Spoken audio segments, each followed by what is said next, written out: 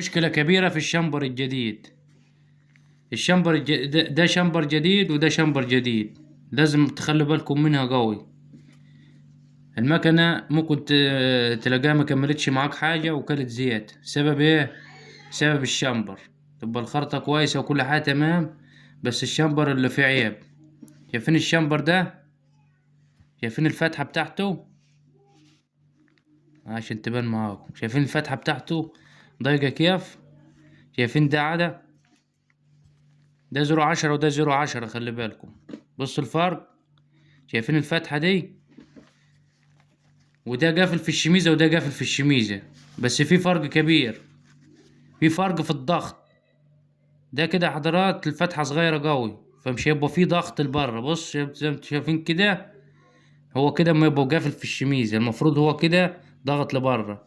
بس لما المسافة دي صغيرة جدا فما فيش ضغط لبره، ما فيش ضغط كده على الشميزة عشان يحبس معاك الزيت.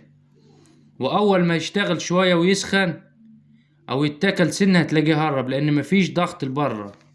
لكن ده زي ما انتوا شايفين كده، الفتحة بتاعته كبيرة. فطول ما هو قافل في الشميزة كده، طبعا هو في الشميزة يبقى قافل كده المفروض. طبعا في ضغط لبره، في ضغط في ضغط لبره كده، فمانع معانا يا الزيت، حابس معانا الزيت، مش مسرب الزيت لفوق. لازم تخلوا بالكم منها. ومع العلم ان ده شامبر جديد وده شامبر جديد، عشان الناس اللي ما تعمل العمرة وما تكملش حاجة وتاكل زيت.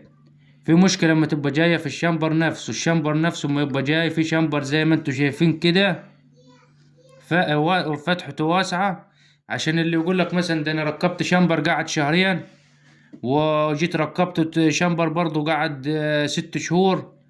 في عيب في الشامبر لازم تخلي بالك منه، ان الشامبر يبقى فتح معاك كده فتحة مناسبة كده.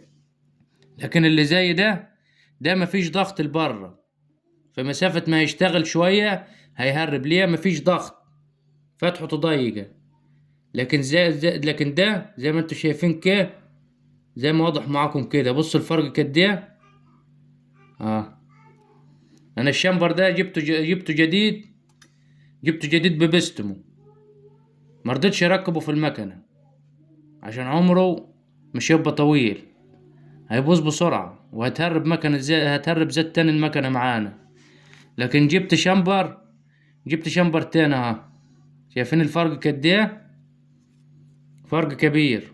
ده يعيش معاك، ده يعيش معاك ويبقى مية مية. وحاجة بسيطة لازم تخلي بالكم منها، عشان ما تقوليش مثلا ده قافل في الشميزة وده قافل في الشميزة. قافل في الشميزة، بس لازم يبقى في ضغط لبره.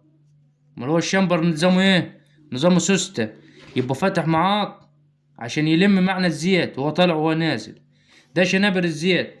بالنسبة لشنابر الكبس عادي، هي شغالة، كله زي بعضيه. بس في حاجة اللي هو شامبر الزيت بالأخص لازم تركز عليها في الشامبر الجديد. لو جبت مثلا شامبر أو بستم، لازم تخلي بالك من نقطة زي كده عشان ما ترجعش تاني لنفس الموضوع. حاجة بسيطة وممكن تهرب عن ناس كتير.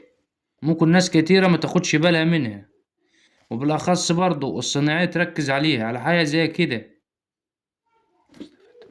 لو استفدتوا معنا معلومة ولا أي حاجة، يا ريت تعملوا اشتراك في القناة عشان يوصل لكم كل جديد إن شاء الله.